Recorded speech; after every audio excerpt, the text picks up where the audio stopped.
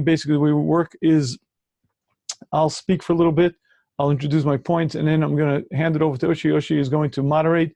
If you have questions, you'll raise your hand or text it and type it in.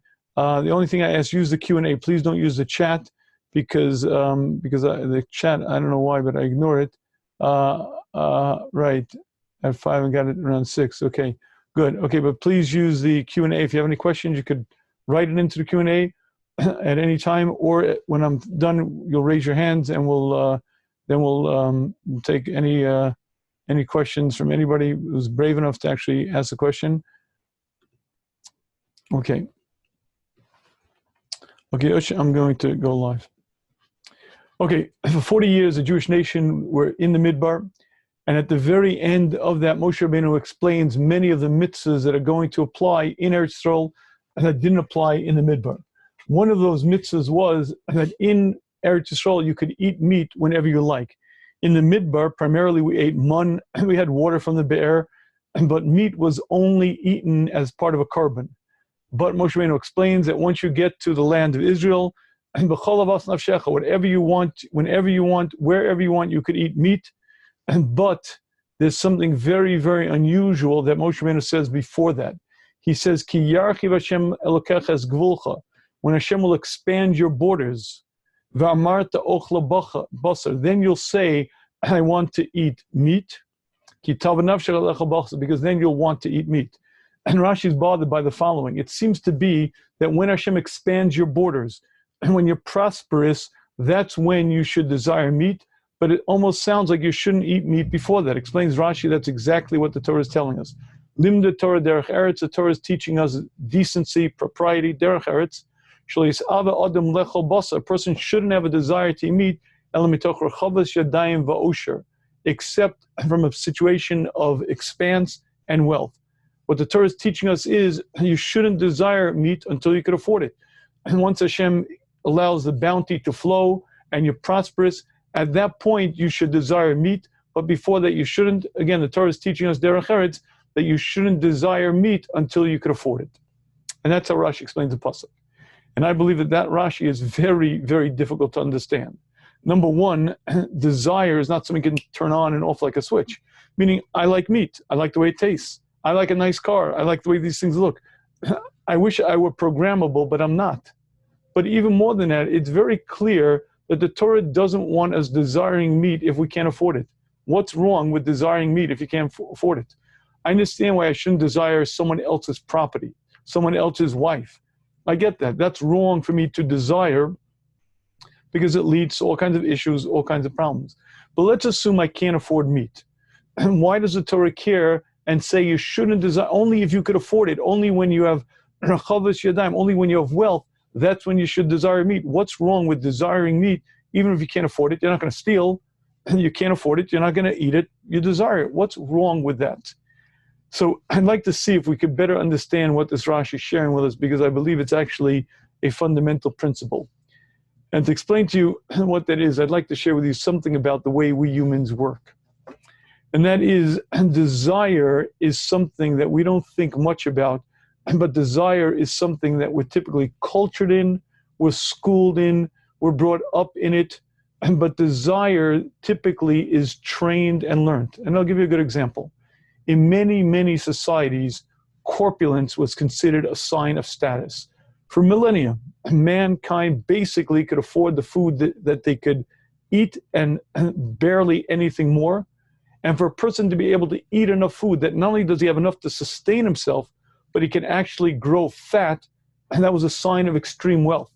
They talk about a Baal Basar back in a few hundred years ago. A corpulent man would walk into the shtibel and people say, ooh, Baal Basar, he's a rich man. Because if you had enough money, not just to eat what you needed to stay alive, but actually to grow fat, you were very, very wealthy. And in many cultures, fat was considered beautiful. In the Greek society, large women, fat women were considered an object of desire. In the Pacific Islands, the larger the better. There's a story told about one African king who would only marry a woman if she was so fat that she literally couldn't walk. In those days, in those cultures, being large and being heavy was considered a sign of beauty. In our day and age, that's not the way it is. If you speak to a shadchan and you ask about the girl, the shadchan will use every euphemism under the sun rather than saying she's a little overweight. Why? Because in our culture, thin is in, fat is ugly. But you see, that's not innate. There's nothing beautiful or ugly about being thin or being fat. It's culture, it's learned. You see, beauty is much in the eye of the beholder. We're trained, we're cultured to appreciate a certain kind of look. I'll give you another example. For centuries, women made sure that their skin was pale white. In the 18th century in Europe, women would paint their skin white. And parasols were typically a part of a woman's dress, or bonnets. Why? Because the sign of a worker was dark skin. The laborers, the people who had to work in the fields, the poor people, they had very dark skin because they were constantly exposed to the sun. The sign of the aristocratic group, the higher level, was white skin, and that was considered a sign of beauty for hundreds of years. In our day, that's not quite the way it is. Tanned, bronze, is considered very attractive. Tanned or white is neither beautiful or the opposite. You're trained in it based on culture, based on the way you're brought up. And if you'd like to imagine what that means, I'll give you a very simple example. Imagine you had a boy who was brought up in China, and every single woman he saw from the time he was born had thick, straight hair, black, very, very slanted eyes, and very slim of build. And that's how he grew up his whole youth. Then he turns 20, 21, and he comes to America, and he's read a shidduch. And he's read this woman. I mean, first of all, her hair is such, not even black, it's some blonde color, and she's so big, and look at those eyes. She would look ugly to him. Why? Because everything he's been exposed to, everything he's seen, everything that he learned was beautiful, was straight, black hair, slanty eyes, thin build, and beauty is learned. But you see, this is really the point. Desire is innate to the human, but what we desire is learned and can be trained. And not only can it be trained, it will often change throughout your life. And of this, I'll give you a very clear example. If you have a 14-year-old boy and he's attracted to a 13-year-old girl, you'll want to make sure he doesn't spend too much time thinking about it, too much time involved, but that's a sign that he's healthy, things are well, and that should not be much cause of concern.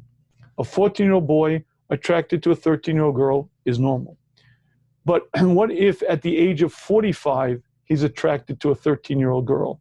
Then even in the perverse state of immorality we live in today, that's considered a perversion, and it's considered a deviant person. But why? When he was 14, he was attracted to that.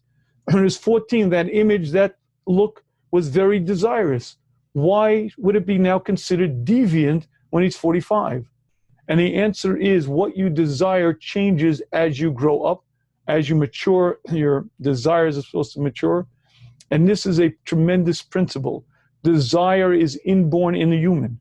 And it's very, very difficult to change. As a matter of fact, if you spend 30 years, 40 years on training yourself in desire, you might nudge it a little bit. However, as difficult as desire is to change, what you desire is a lot easier to change. And what you desire is something that is within our capacity to change, to mold, because again, desire itself is innate, but what you desire can be learned, can be trained. No matter how beautiful a young man's mother is, he won't be desirous of her. Why? So out of bounds. He could have a beautiful sister. He's not going to desire. Why? Because it's so out of realm. It's not an object of desire. Because again, desire is inborn, and what we desire, we can learn, is trained, and one has the ability to sublimate it, to change it, to desire different things. One more step that's very important. I want you to imagine the following. I want you to imagine that you are shipwrecked on a deserted island. You got off the boat barely alive, and you're the only human being on this island, and there's nothing to eat. Plenty of water, but you scrounge around day after day, and you're famished. There's literally nothing to eat on the entire island. On the third day, finally, under a tree, you see a brown paper bag. You rush over to it, you open it, and inside is a peanut butter sandwich that's baked in the sun for the past 6 months. You pick it up and wolf it down more quickly than anything you've eaten in your life. Now, here's the point. You ate that sandwich with a tremendous amount of desire, a lot of passion. How much pleasure did you have? I doubt that this is going to be a red letter day in your life for the rest of your life, remembering the delicious flavor of this putrid peanut butter and the dry, crackled bread as it scratched my throat. You had very little pleasure from that activity, but there was a whole lot of desire, a whole lot of passion. And this distinction between passion and pleasure is something that we often get mistaken about. Passion is the drive, the urge, the need. Pleasure is the enjoyment, the gratification, and they're vastly different. And I'll share with you one more example just to bring this home. I was at a Shabbaton for youth at risk, and a certain question came up, and I turned it over to the mentor. The mentor was a 28-year-old fellow who had been addicted to drugs. He had since recovered, and he was now involved in helping young men not make the mistakes that he made. And I asked him to tell his story. And he described the following. The first time I got high, there was nothing like it in the world. It was so incredible. It was the most pleasurable experience I ever had. And the next time I tried to match it, but I couldn't. And I tried again, and I tried again, and I tried again. And I got so into drugs that I no longer could get high, but I desperately craved them. I got hooked, I got addicted, and it got to the point where I'd wake up in the floor in my own vomit, and I had no pleasure from the drugs, but I craved it, I needed it. At that moment, I knew I was stuck. You see, you could have a craving, you could have a huge urge, but that doesn't mean you derive any pleasure from that activity. And this distinction between pleasure and passions is one that's so often mistaken. Just because you desire something doesn't mean it delivers pleasure, and because you have pleasure doesn't necessarily mean you have a desire for it. And I'd like to share with you, I believe that's the answer to this Rashi. You see, Hashem created us for our position in the world to come. And ultimately, the reason we're here is to grow and accomplish, to change the essence of I. But Hashem wants us to enjoy our stay on the planet even when we're here. And one of the most uncomfortable situations human being can be in is when you desire something and you cannot fulfill that desire. If you can't afford meat and you desire meat, are you going to be broken? Are you going to be destroyed? No, but it's uncomfortable. And Hashem doesn't want us to be uncomfortable. And Hashem says, don't desire meat until you can afford it. You see, the Jewish people that spent 40 years in Midbar, all they ate was mun. And they didn't learn yet to desire meat because they hadn't eaten meat. They were all born in the Midbar and they hadn't eaten it. They were aware of it and they realized it tastes good. And the Torah is teaching us that because you didn't taste it yet, it's easily within your control not to desire it. And don't give in and don't allow yourself to desire it until you can afford it. Why? Because if you desire it and you can't afford it, it's going to be uncomfortable, you're going to be unhappy, and the Torah doesn't want that. The Torah wants us to be happy, to be fulfilled, to be satisfied. And I believe this Rashi is a fundamental concept for life. Number one, in terms of working on desire, knowing that desire is inborn and I'm not going to stop it. But what I desire is learned is a huge, huge principle for self-mastery. And most of the Torah demands from us self-mastery. And if you're going to try to stop desire, forget it, you're going to fail. And you can't stop desire, but what you desire, you can train yourself in. If you work on it, if you're diligent, if you're focused, and you can learn to sublimate, you can learn to divert, you can learn to desire what you wish to desire and not desire that which you don't wish to desire. And that's a huge concept. And that alone will be worth our stopping on. But that's not the point I want to share with you this evening. It's a second point, that Hashem wants us to be happy in this world. And the reason why I think that's a very relevant point is because in the course of history, there has never been this much wealth, abundance, luxuries. There's never been this kind of available goods, services. Everything is available at our fingertip. You go into Walmart, you'll see row after row after row of every imaginable goods. And all of us can afford it. So here's the observation. Never in the course of history has there been this much wealth. And I believe never in the course of history have been this many people unhappy, but not just emotionally unhappy, and with unmet needs. I need more. I have to have more. I don't have this. I don't have that. I need this. I need a new dress. I need a new car. I need a new set of clothing. And it's astonishing that we are so wealthy and yet we're so needy. And I'd like to share with you the why behind it. There is a word that's very, very telling. It's called a consumer. A consumer, which means you and I, when we're in the marketplace, the word consume means to swallow up, as in to ingest, to consume an object. A consumer is one who ingests the object. And we are trained, skilled, and constantly focused on one single concept. You need. Every ad, every single ad you're going to see is going to sell the need. You have to have it. You need more. It's not good enough. You didn't even know there was such an object, but suddenly you need it. And we are inundated. Madison Avenue are highly skilled. And I don't care where you get your news from, and I don't care what you're looking at. It could be the bus stop, it could be CNN, it could be the newspaper. You're going to see an untold amount of advertisements that are going to sell you on a new need that you didn't know you had.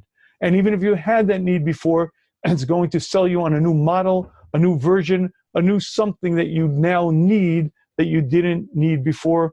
And we are incredibly needy. Why? Because we're being trained and constantly exposed to the fact that you don't have enough, you need more, and guess what? When you need, and by and large you can't afford it because no one can afford everything that my eye sees, you're going to be unhappy. And it's a rather strange thing because it's not just that we are in the age of consumerism, we are in the age of competitive acquisition. Competitive acquisition means you're rated by how much you can acquire. As in, a man's wealth is his scorecard, but his wealth is measured by what he acquired. How big is your house? How fancy is your boat? How new is your car? And the competitive acquisition culture trains us and teaches us that making it in this world is bigger, better, more. He has made it. He's worth $100 million. Wow, he won. And the rule of thumb is, he who dies with the most toys wins. Well, I'd like to share with you two observations of that. If you are a member of this culture, you will be incredibly needy. Because even if you got the brand new yacht, your buddy down the block got a bigger yacht or a newer one. And even if you got the brand new Tesla, there was a new model and a better model, and suddenly you see that you don't have the best. And you will be needy for the rest of your life. Constantly needy, constantly needy. But more than that, you're going to be empty. Why? Because Hashem created us for a purpose. Hashem took us from under the throne of glory. Hashem put us into this world to grow and accomplish. And Hashem gave us all the tools that we need to do just that. And when you use this thing called life for what it was intended to be used, there's an inner satisfaction, and there's a glow, there's a happiness. But if you use this thing called life for any purpose other than what your Creator intended it to be used for, there's an inner disharmony, a vacuous sense of what's it about? And the pursuit of wealth, the acquisitional prosperity that we're so engaged in leads to one simple thing. You get on that rat race, you run, you acquire, and you acquire a lot, and you acquire even more. And the more you acquire, the more you need. The more you acquire, the more empty you are inside. You try for more, you need more, you're more empty inside, and you're on this never-ending rat race. And guess what? A, you're not happy. B, you're empty inside. C, you're wasting your life. The problem is, though, that we live in a culture that's so pervasive. And I mean, even in the frum society. Bigger houses, nicer cars, better wardrobes. You see kids who wear clothing that you and I can't even imagine how the parents afford.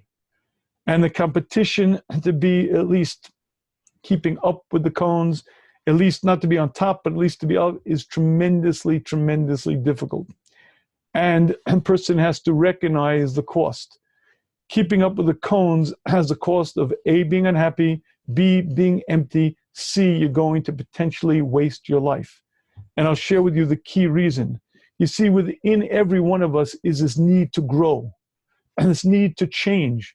And you're either going to use that properly and grow and change, work on your midos, work on learning, work on dominating, being a better person, or you're going to sublimate that, you're going to divert that need to grow into other things. It could be reputation, it could be fame, or it could be the acquisition of physical possessions. I acquire more and more, I need more money, more stock, my portfolio is growing, I'm becoming bigger and bigger and bigger. And you're sublimating, you're diverting a powerful urge to grow into something that's so empty, and you're wasting one of the most powerful features that Hashem put in creation.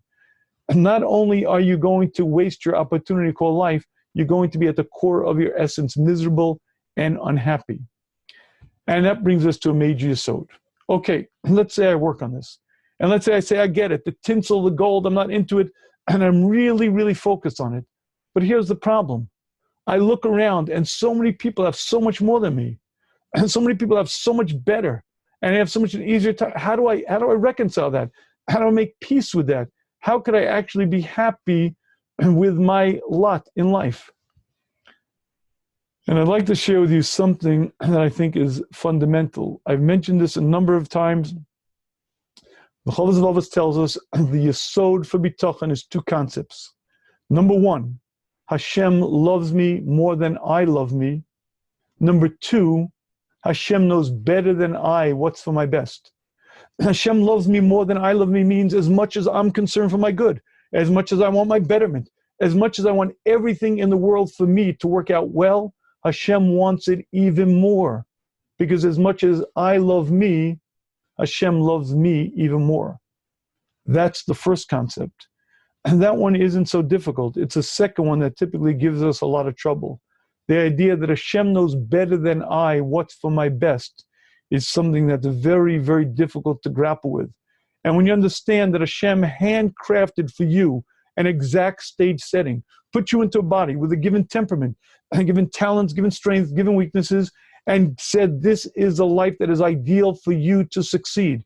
It's not the ideal life for him, not the ideal life for her. It may not include luxuries, it may not include wealth. In fact, it may be the opposite. The struggle itself might be what you need for whatever the reason, either to recognize your dependence on Hashem or to remain humble or whatever the reason is, but this is the ideal state setting for you. But the problem is, how do I make peace with that? How do I embrace that when my neighbor is driving this fancy vehicle, when his kids are dressed to the T's, when he's going to Pesach programs and then Shmuz programs, and money is no object, and I'm literally scraping it out? How do I make peace with that? And the only way you make peace with that is if you climb into the adult mind and climb out of the child's mind. In the child's mind, what I want is good. And if it's good and I want it, you have to give it to me. And if you don't give it to me, it means you don't love me. You see, in the child's mind, what I want is good. And if you love me, you would give it to me because it's good. And if you don't give it to me, obviously you don't love me. But it's the parent who has the adult mind who can say to the child, not everything you want is for your good. And not everything that's good is always good. And because I love you, I'm not giving this to you. Why? Because it's not for your betterment. And when you climb into the parent's perspective and you look from the outside back at your life, you're able to reestablish priorities and reestablish your focus and recognize that Hashem handcrafted, custom designed for me, the perfect life. Not the easiest life, and not the life maybe that I would have chosen, but the one that's perfect for my growth. I think this Rashi shares with us a tremendous yesod. And desire is inborn, but what you desire can be trained. Hashem says, don't desire meat until you can afford it. Why? Because Hashem doesn't want us to be unhappy. And understanding that is the basics to working on desire. You're not going to stop desire, but you can change what you desire. And certainly in terms of being happy in our world, and the world of luxuries and consumerism, if you allow yourself to get pulled into this needy mode, you will be ever unhappy, ever unmet needs, ever in a state of, I wish I had, but I don't. And stopping it and recognizing it's not where the action's at. It's not why I was put here. And more than that, it won't make me happy is a very difficult battle. The key to winning the battle is stepping outside your life and recognizing that all that glitters is not gold. And you see the amount of suffering that people go through, and the amount of pain. And everybody loves to say, yeah, just give me the money. I'll take it. Don't worry about it. I can be rich and be happy.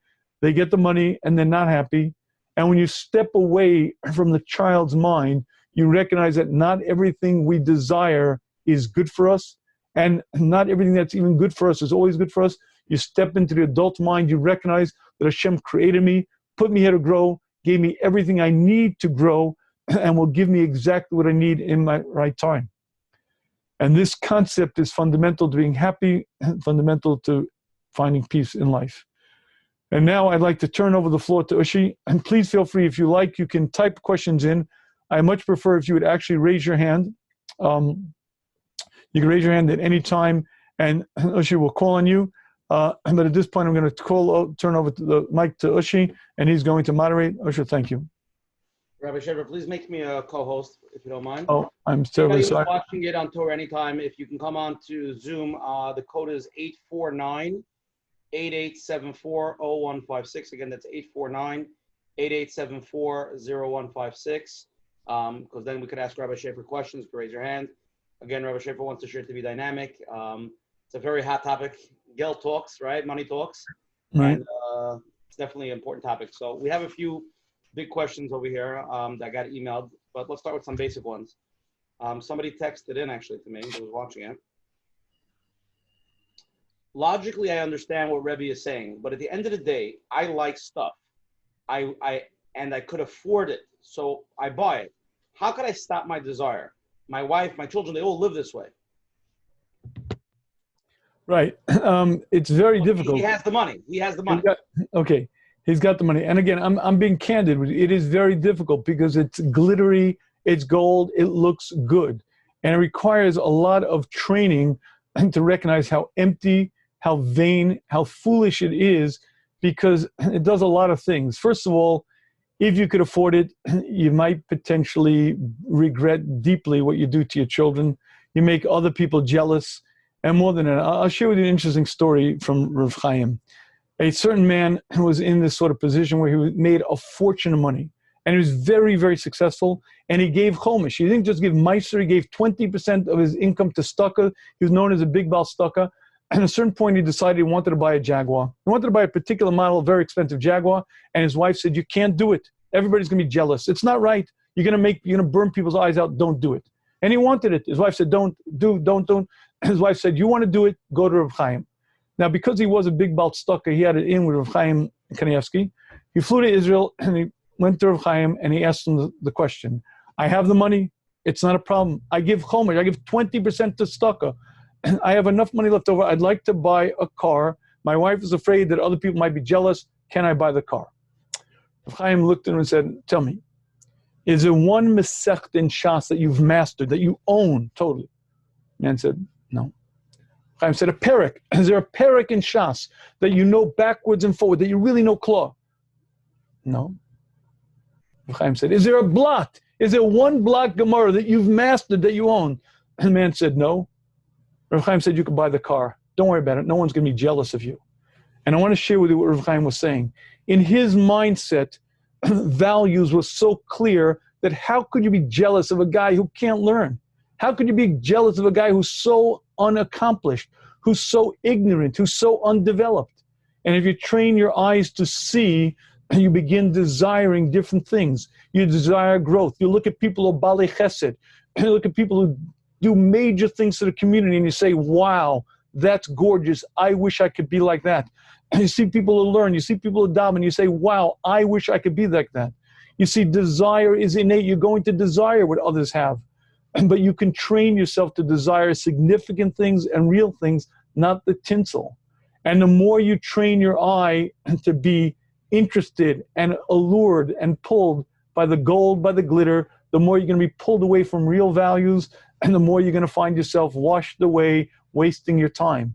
The solution is to train yourself, to train your eyes to look at other people and to be jealous, but not jealous of their bank account, and jealous of their accomplishments, jealous of their change, jealous of how they treat their children, how they treat their wife, jealous of this man's reputation, but an earned reputation, a reputation of being a real Baal Chesed. When you train your eyes to see that, you develop a sense of, wow, I would like to be that. And then that desire to change, to grow, is directed properly, and you use it as a tool for growth. So I hope that answers the question. It's not a quick solution, but it's, I believe, an approach. We have a lot of questions, similar case scenarios. We'll get to them. Again, anybody wants to ask a question, please text it in on the question box, or to Rabbi Schaefer, or to me, or raise your hand, and let's try to get dynamic. Let's really get to the bottom of this. Very interesting question over here. It's actually one of my questions. It's Okay. a question I had for years. If a person is giving their obligation on Ma'aser, I'm just going to add doing their Chomish plus, are they free to spend the rest on whatever wealth, Gashmias, Taiva they would like to? Okay, the answer is absolutely. It's a free country, and you can do whatever you want to do. The question is, will you be happy with that, or will you regret it? And the Chovos HaLevavos explains to us that Hashem grants wealth for a purpose. That purpose is to do things with it, to accomplish things with it. You weren't granted wealth to be a nar, to go roll in the mud. The problem is, the more you get into the luxuries, the more you get into the fancy lifestyle, number one, you destroy your children. I think I mentioned this, I'm pretty sure I did, but if I want to repeat it. If I did, you'll excuse me for repeating it. My brother-in-law is a mechanech, and he told me the following event. There was a 7th grader who was in the office, and he didn't belong in the office. And the Skan Menal, the assistant principal, said to him, could you please not be in the office? Students aren't allowed in there. And his 7th grader puts his hands on his hips and says, you're going to tell me what to do? My father pays for the school. You're going to tell me what to do? You're not telling me what to do. I'm telling my father. Could you imagine the destruction of that child's existence? What kind of husband is he going to be? What kind of father is he going to be? What the father has done inadvertently, unintentionally, has ruined his child. And when you spoil your kids and you give them everything, they're the rich kid. I'm the better. If you have all the money in the world, and my wife and I say this often, it'd be wonderful to win the large lotto, $365 million, as long as no one finds out. Because if one person finds out, it's not worth it. Why? Because your life is suddenly changed, and not in the good way. Your life is changed in a very, very negative way. Wealth is a tremendous bracha, but it's a bracha given to be used. I know a number of people who are extremely wealthy, and they live in houses more simple than mine, drive cars nowhere near as, not, well, my car isn't so nice either, but the point is they live simple lives because they understand Hashem granted them wealth not to waste their life with, not to just squander it, but to accomplish, to do things with it. And wealth is a bracha if it allows you to now have time to learn, to grow, to daven, to be involved in the tzibur. If you use your wealth now to spend on various luxuries and palaces, and what you're doing is you're squandering it, you're getting involved in this world, and in the world to come, you will deeply regret it because you could have done so much with it and you didn't. Now you don't recognize that, then you will. So the answer is yes, you're free to do anything you want. The question is it wise, and will you be happy with your choices later on? Okay, somebody texted, I have so many questions here. I have somebody wrote a Langa Megillah. Can I read it? It's like a whole parsha. You have 2 minutes for me to read it? All right, read it. Yeah, please go ahead. Okay. It's a long story. It's 3 paragraphs. I suffer very much in many areas of my life. Baruch Hashem, I do not suffer health-wise. I do not suffer with children at risk, so far at least. I daven that it should continue. However, I suffer greatly with myself. I suffer from anxiety. I suffer with self-esteem. I feel like nothing. Deep down and not so deep down, I know that I have tremendous potential, both spiritually and financially. However, I'm smashed and bashed by my family for years.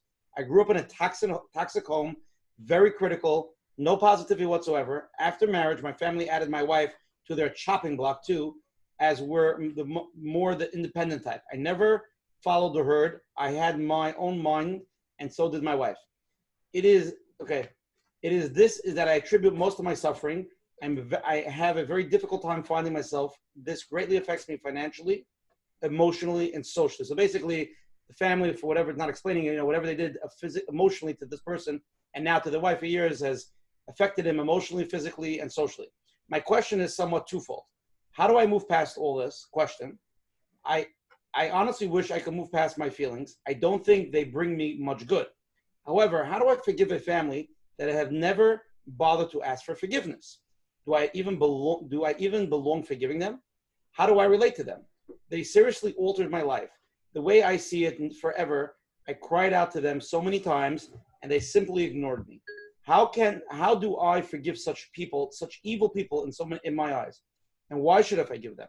They've caused me years of suffering, thousands of dollars in therapy fees that I could not afford, and still suffering away. My life is still in shambles. And why do I forgive people that alter? Why should I forgive people that alter the lives of myself, my wife, and my children? I could be a way better spouse, a better father, if I did not suffer the way I did on so many levels. And why are they different than Hitler's Yamach Shemaim Parois, who did not pass because Hashem wanted it to happen, as you explained last week? They did not need to choose being such a shliach. And I understand why Hashem put me. How do I understand why Hashem put me in this situation? I have heard about life settings, but I have a hard time understanding how this is perfect for me. You will say we don't understand everything, and I agree. I realize I need to grow to the most I could be, not the next person, but it's very hard on a day-to-day level and even on a grand scale. I hear about 23 questions in that. Okay, good. All right, that is, yeah, as you said, a Megillah. But I do want to share one perspective, and that is, the Gemara in Brachas tells us that a Tana was walking. He had learned Torah Harbe, and he had a little bit of gaiva in his heart. And Eliyahu Novi appeared to him as a ish mechuar ma'od, very, very ugly. And his Tana said to him, "How ugly are you?" And Eliyahu Novi, dressed as this ugly man, said, "Don't complain to me, complain to my Creator." Now, there's a lot to learn from that Gemara, but I want to share with you one perspective. You see, you'll note that many people have complaints against their upbringing, against their siblings, against their parents. I was brought up in a toxic environment, and I'm only saying this from the shkafic standpoint, and I don't want to make light of anyone's pain, but I'll share with you one simple observation. I'll almost guarantee that you had siblings who lived in the same toxic environment, and yet they weren't destroyed, and they weren't damaged. And I almost guarantee that you have other siblings who have a healthy self-image, a healthy self-esteem. So how could it be? And I'd like to share with you the great yesod. And the great yesod is you were born different than your siblings. You have a sensitivity, you have a certain maybe lack of inner security, and for you, that environment was destructive. For your other siblings, it probably wasn't even anything. They didn't even notice it. They weren't even aware of it. Anybody who has a number of children can tell you that they're brought up vastly differently, not because the parents treat them any differently, but because of the sensitivity of the children. So if you would like to address a taina, don't address it to your parents, address it to the one who created you. And why was I born so sensitive? Why did I have to be born with the type of self-image that the slightest comment or whatever, even a negative comment from my parents would be destructive, and I'd have these negative thoughts and this constant brew within me? Don't complain to your parents, complain to the one who made you. And the reason why I think that change in focus is essential is because when you put the blame where it deserves to be, you can begin answering the question. You see, you have to recognize none of us get to choose our life setting. I didn't get to choose this body. You didn't get to choose that body. I didn't choose this intellect. You didn't choose that intellect. Each of us were given different strengths, different weaknesses, and each of us were given one job: perfect yourself. But I carry a different load than you do. My load may weigh 100 pounds. Your load may weigh 400 pounds. I may run a mile, and wow, look at me. You can barely walk 2 blocks, and I feel like a big shot. I'm so much better than you. But there's only one thing I'm not taking into account. I'm held accountable for much more because my load is so much lighter. Your load is so much heavier, and what's expected of you is much less. Now, you and I don't get to choose. We don't get to choose our load. We don't get to choose what we were put here to accomplish. We don't get to choose the settings that we were given. But each of us are asked one question when we leave this earth: how much of you did you become? How much did you grow? How much of your load did you carry effectively and efficiently? And when you understand that, it could be you'd be much more effective in parnasa and learning and everything if you didn't have these insecurities. But guess what? Your Creator who knows your nature, your Creator who loves you more than you love you, put you into a body with a given temperament, given sensitivities, given weaknesses, and put you into a family. I doubt the family was toxic to any one of the other siblings. I doubt it was disastrous or damaging to anyone else, but to you it was. But why? Because that's what you needed. but why do I need this? Why can't I have that one situation, that one situation? The answer is because you're different than him, I'm different than you, and each of us were handcrafted the exact state settings for us by our Creator. So go blame your Creator, and when you blame your Creator, hopefully you'll take the next step to recognize that not everything that I see as for my best is. I learned that Hashem knows better than I what's for my best, and Hashem gave me this life setting for me to grow, not to make the most money, not to be the best learner, but for me to reach my level of perfection, and I'm judged based on my load. When you understand that you're able to make peace, you recognize your parents didn't do anything to you. No human being can help you. No human being can harm you. Hashem runs the world. You make peace with your situation, you embrace it, and you reach a state where you're able to really change and grow. But I also said a Megillah. The question was a Megillah. I said a Megillah, so Megillah for Megillah. I think it's even, right? There you go. That's a great question. It's an amazing question.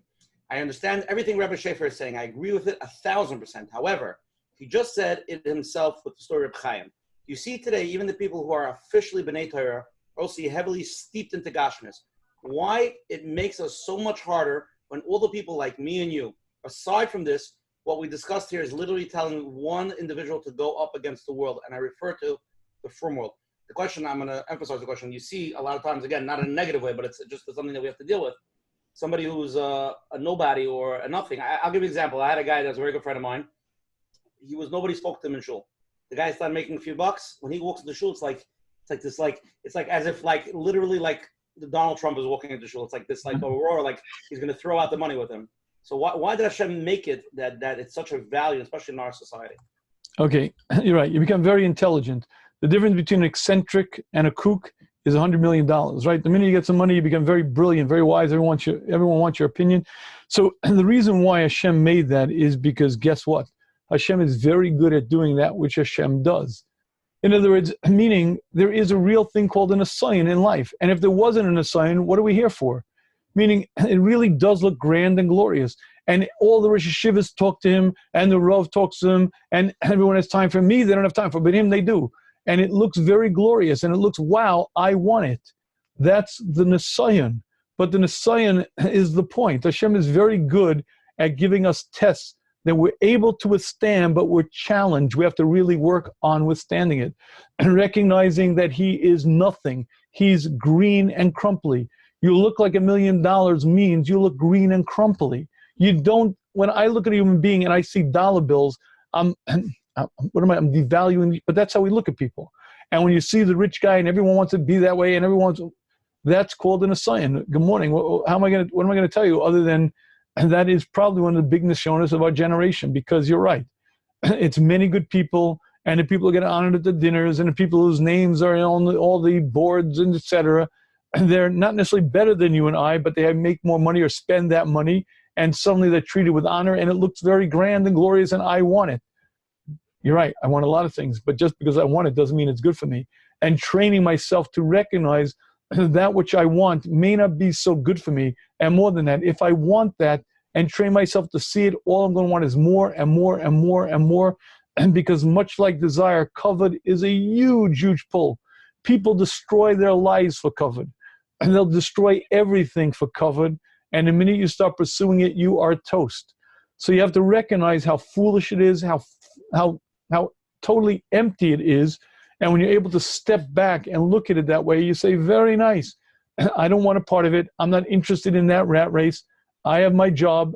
And again, the Nisayan is to keep the adult's mind and not fall prey to the child's mind where it looks so good, I want it, I want it, I want it. And to step back and recognize that not everything I want is for my best. Moshe, did I answer the question a little bit?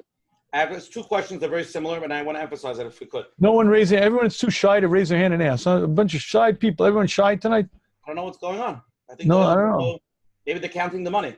Oh. My kids are totally obsessed with stuff. How could I show them how to appreciate what they already have, and how can I cut back on competitive between pairs? A, how do I strike the right balance between raising my kids, not being spoiled brats, and not letting them feel deprived? And I'll just add my own little aura.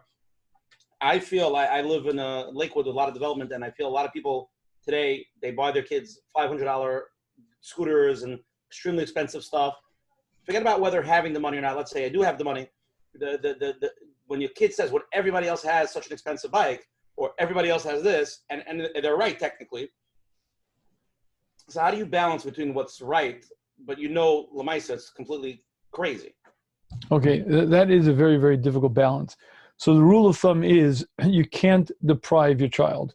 If everyone in your child's peer group has those pair of sneakers, has that scooter, has that bag, you can't ask your child to be less than everyone else. But I mean, if everyone else, I mean, I don't mean if the top, two richest girls in class have it, the three, if it's everyone has it, you can't ask your child to have less than everyone else has, because it's very, very, very difficult for a child to balance that and to not feel inferior and to not have a bitterness within their soul. So if you can move to a less expensive area, go for it. Unfortunately, often we can't.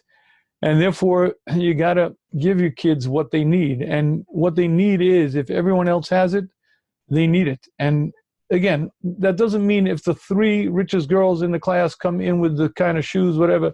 I'm saying if the majority, most have, everyone has, all their friends have it, you're right, you can't deprive them, because again, it'd be depriving them of something that everyone else has, and they'll be bitter, they'll be broken, you can't do it.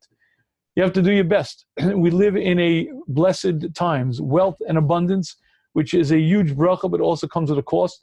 And training your kids and telling them again and again, this is not what counts, this is not what matters.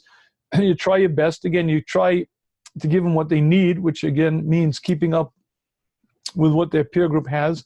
And you try to educate them the best you can, but you can't protect them unless you're able to leave that society, unless you're able to go to a different neighborhood, a different area, a different school, where that's not the norm. You can't expect your kids to be there and be deprived. And therefore, you have to just work on it and explain to them what your priorities are, what your values are, and hopefully, eventually, they get it. Rabbi Sheif, after all your shirim about how to convince your spouse and get them to do what you want to do with all your methods, this is the next question. How do I encourage my wife to stop spending money on things we don't need? Okay, the marriage seminar is available online. It's a 12-part. Sure, it's either on the shmuz.com or on the Shmuz podcast or on the Shmuz app. Listen to the marriage seminar.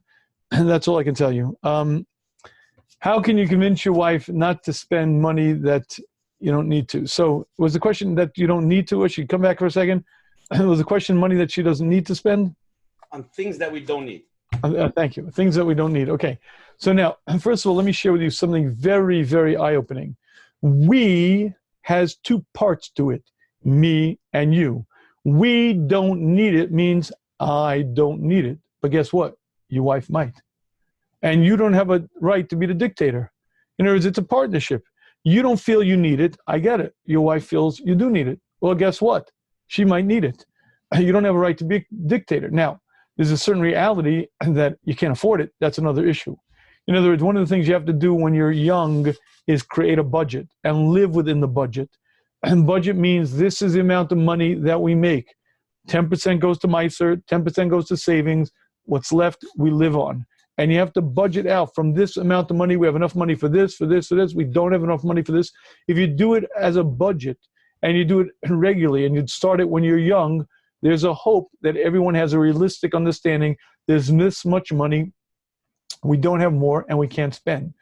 But if you don't have a budget to start demanding, don't spend there, you're spending too much, you're spending, what you're really saying is, I don't need this, you do need it, my needs come before yours, and guess what? You're not going to be too popular. And it's unfair. So I don't know what to tell you. It's a rough situation. You have to have a budget. A budget means, again, there's a dollar amount that I make. This is the amount of money we have. This goes to Meiser, this goes to saving. This is all that's left. We allocate it to here, to here, to here, to here. Let's decide how much we're going to spend here, how much we're going to spend here, and that's all we have. More than that, we don't have. More than that, we can't spend. Good luck. Sure, we're getting a lot more questions here. It's really piling up. Anybody wants to ask, raise your hand. But I got a lot of questions here. I'm going to ask this one, but then, you can ask us 50 different ways. Our family business has been devastated by Corona. So now I am forced to figure out how to cut back on everything. I feel so depressed every time I go to the grocery store shopping. I don't know how to do this. I don't know how to deal with this. Does Rabbi Schaefer have any advice on how to stop wanting all the things that I used to have and learning how to take it down a few notches. Now that's somebody who obviously had money, lost money. And then I have a few other texts. I just want to read their questions. People that, older people, never got a job, never made it anywhere. People that are all struggling in different financial aspects. And they, you know, at the end of the day, they feel it, especially when they're doing their, let's go into the word needs versus wants. And it's very painful. Yes, it is very, very painful. And there's a bracha that we make every morning that you have to really think about.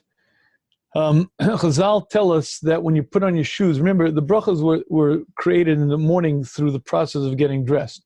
And one of the brachas when you put on shoes was Sha'asali Kol Tzarki. But it doesn't mean that I'm thanking Hashem for creating my shoes, because the words of the bracha is Baruch Hashem, thank you Hashem, who created for me all of my needs. Sha'asali Kol Tzarki, all of my needs. What that means in plain simple language is not just everything that I need. I recognize that Hashem is the creator of the world. I recognize that Hashem runs the world. I recognize that Hashem orchestrates every activity under the sun, and Hashem created for me all of my needs. Do you know, if you say that bracha and you mean it, do you know how rich you are? I have everything that I could possibly need. Everything. I have everything that I could possibly need. And guess what? If I don't have it, I don't need it. Oh, I may want it, but wants and needs, as you said, Oshie, are very different. And things that I want may be good for me, may not be good for me. I may want them, I may not want them. But things that I need are needs. Hashem takes care of all of my needs. Anything that I need has been provided for me. Everything that I need will be given to me. If I find something that I don't have, I need it and I don't have it, well, guess what? You don't need it. Because if you needed it, Hashem would give it to you. Now, this is easy for me to say, because right now I'm not in your situation, I'm not lacking, and I don't feel other people have, and I don't have. But this hashkafa is a very, very big yesod to learn, to think about, to grow in. And when you say those brachas in the morning, you should say it with an outpouring of joy. Those string of 16 brachas we say every morning, it's supposed to be said with joy, with a sense of happiness. Malbish arum, Hashem, you give me clothing. Hashem, pokeach ivrim, you give me eyes to see. Zokiv kefuvim, Hashem, you right the crooked. I can stand, I can walk, I have mobility. Baruch Hashem, sha'asali kol tzarki, Hashem, you made for me all of my needs. Anything that I need has been granted to me. And if I don't have it, it means I don't need it. But I want it. Yes, I want it. But wants and needs are very different. And if you don't have needs, you're in big trouble. If you don't have wants, you learn to live with it. You learn to adjust. And you learn to recognize that not everything I want is for my best. And you recognize that Hashem loves you more than you love you. And Hashem is putting you in this situation so you can grow, you can change. But when you recognize it's for my best, when you recognize that all of my needs are granted, you don't suffer. You embrace it. You embrace it with a sense of joy, of happiness. Baruch Hashem, Hashem loves me, and Hashem grants all of my needs, and you feel a sense of wealth, abundance, and happiness, because happiness and abundance are not based on physical, material possessions. They're based on an inner condition. You could have all the money in the world and be miserable. You could have no money and be happy. And recognizing that Hashem provides my needs is one of the yisods for happiness, and one of the yisods for emunah, and one of the yisods for being a growing person. That's my answer, Oshie. Okay, this is an interesting twist. This is going the other way. I would like my husband to work less so that he could learn more. He also wants to learn more. I know this means sacrificing some of the luxuries and the lifestyle that we're currently living. Can Rabbi Schaefer offer some chizuk on how to readjust our lifestyle so we could live for a higher purpose and meaning? Wow, I love it. First of all, go for it. Do it. Go for it. I'll tell you one thing, you're not going to be unhappy. I've never heard anybody who dedicates themselves more to growing, accomplishing, and says, oh, drat, I spent the past 10 years growing, I'm a different person. I know many people who look back on the past 10 years and said, what did I do? I made some money, spent that money, made some more money, spend that money, made the money, spend the money, then we die. Ugh, what did I do? I guarantee 10 years from now, you'll be 10 years older. Will you be 10 years greater, 10 years more accomplished, and 10 years more of a bigger person? How much money you make isn't going to determine who you are. what you do with your time is going to. And if you're actually able to do that, ashreichem v'tov lechem, go for it. Just do it, go for it, and I guarantee you're not going to look back and say, drat, we could have made more money. Oh, drat, my husband learned more, and he's a better person, he's a better mensch, a better husband, better father, but drat, we don't have all the money. I doubt that's going to happen. I doubt that's going to be the sense. So, ashreichem v'tov lechem, go for it. Rashav, how many more questions? I have like 3, 4 more. How many can we squeeze in? 1 or 2? Tell me. 1 or 2, yeah. I'm all right. I'll try to combine a few of them. Okay. Let me combine these two. I will try so hard to do everything. I try so hard to do everything right. I wake up in the morning. I learn. I go to Daf Yomi. I help my wife. I help the children. I work hard. But Hashem is not opening up my gates of Parnasa. I'm struggling day to day. Hey, next person. I want to have betachon that Hashem will provide for me what I need. But when my bank account is in negative, I panic. I just start thinking maybe I need to work more. Now, by the way, struggling. Okay, now maybe you do need to work more. I'm not. Listen, your shtadlus has to be real. Your shtadlus has to meet your life circumstances. If you have 10 kids and high bills, you have a mortgage, and you're making $30,000, $100,000, it's never enough. You might have to work more. And I'm not going to tell you to work less if, in fact, you're not making ends meet. Now, that's a very different question than I'm not making enough, or I could be making more, or why do I have to eke it by? Why do I have to just get by and barely, you haven't noticed, somehow we all get by. Somehow we make the payment. Somehow we do pay the bills. So I'm not going to tell you if you're not paying the bills, in other words, if a person really is in arrears and you're really building up credit card debt and you're really behind, you have to change things because your shtadlus then is to do something different. But assuming that you're basically, kind of floating, you're kind of, you're not putting money in savings, you're not really getting ahead, okay, that's what it's supposed to be. And in recognizing that's what Hashem wants you, recognizing that that's exactly your matzav in life, provided you're doing a real shtadlus, you're putting in a real effort, you have to recognize it's exactly what Hashem wants you. In other words, you see, the most foolish mistake we make is to assume if Hashem loved me, he would give me $100 million, and more than that. The fact that this guy is rich must be Hashem loves him. It might well be that the reason why he's rich is because he's eating his olam haba in this world. It might well be the reason he's rich is because that's his nisayon. And it might also be that the reason why he's rich is because it's a bracha. But how he uses his money is what's going to tell you. The Chovos HaLevavos explains 3 reasons why a person is granted wealth. You could tell right away why he was granted it. If he uses his time productively and he now grows and he learns more, he davens more, he's involved in the community, and tzarchei tzibur, you know that's a bracha. If you see a man who's now constantly worried, constantly my portfolio, my investments, and you're watching a man who has an asayan.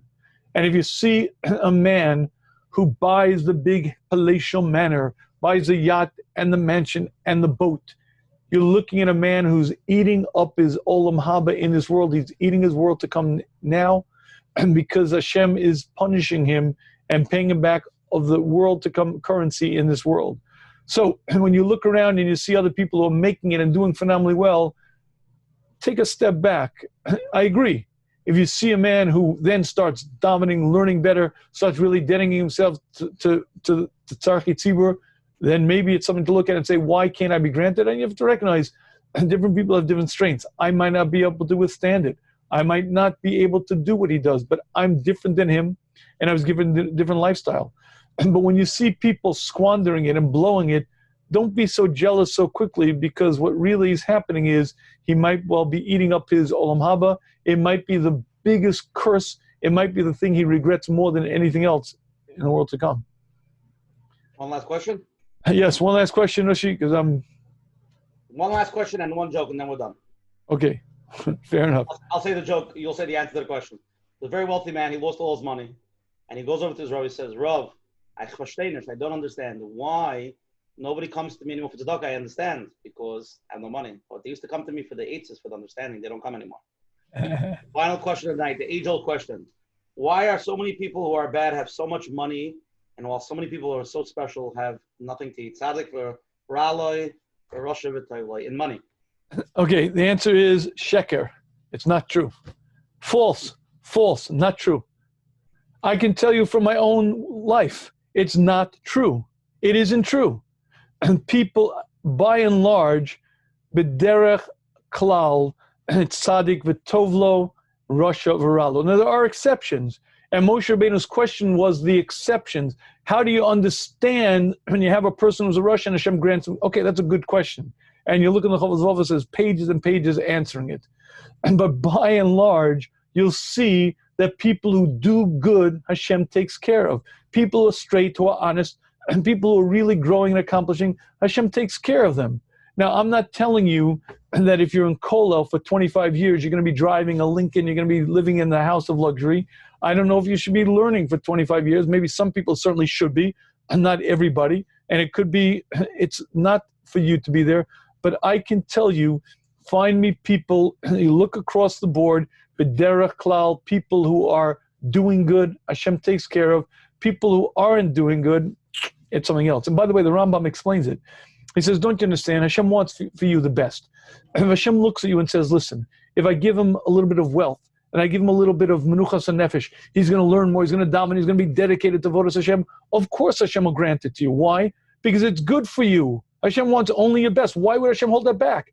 Hashem only wants you to grow and accomplish. Unless you're a particularly unusual person, unless you're the type of tzaddik who needs a difficult situation, you're a Rabbi Elazar Bar Padas. But b'derech klal, if Hashem looks at you and says, if I grant him some menuchas and nefesh, some wealth, some liberty, he's going to take time to grow, to accomplish, and he's going. Why wouldn't Hashem give it to you? Because it's good for you, it's good for every. Of course, Hashem will do it. So my answer to the question is, if you're honest and you look around, you'll find the vast majority of the time, the people who are doing what's right and what's good, Hashem takes care of them, and they do very well. And people who are not doing so well, but derech klal, there's a reason for it. Again, there are exceptions. And you will find great tzaddikim will suffer, and find great tzaddikim will have a very hard time. But again, that's the unusual exception because they needed that. That life circumstance was perfect for them. But b'derech klal, you do good, Hashem takes care of you. All right, I want to thank everyone for coming. Again, just a reminder, next week there is no Shmuz Live next week. My wife and I will be on vacation, Mitzvah Hashem. We'll resume it next week. There is a poll. You'll see an email for a poll to what day we're going to have the Shmuz Live. It's either going to be Wednesday night or Thursday night, and you'll get to choose which night is better for you, and a time based on whoever the amount of people who respond will decide when it'll be. Please make sure if you're not getting the email for some reason, go to the Shmuz, to the sign-up page. The sign-up page is, drum roll please, Ushi, do you know the sign-up page? I think, 1 second. The Shmuz Live. Is it the Shmuz Live? Let me just check. The shmuzlive.com. The Shmuz Live. Here it is. It's the Shmuz Live. I'm going to play. You know what? I can't put it up here. But if you type in the Shmuz Live, you should be able to find it. It's a landing page. If not, we'll send it out in the email, and you'll be able to subscribe. You'll be able to get into it. I wish you much hatzlacha. Again, if you want to join the WhatsApp group, 3-4 times a week we send out short inspirational videos. If you just please subscribe to the following number, 845-216-9330. You can join it. Also, the new Shmuz book, 2 Worlds, 1 Chance, is available. If you go to book.theshmuz.com, the book is free. I only ask that you participate in the shipping. If you go to book.theshmuz, THESHMUZ.com, you can get the book there. I wish you much hatzlacha, a good Shabbos, and we'll see you in Mitzvah Hashem in 2 weeks. Oshi, thank you again. Thank you.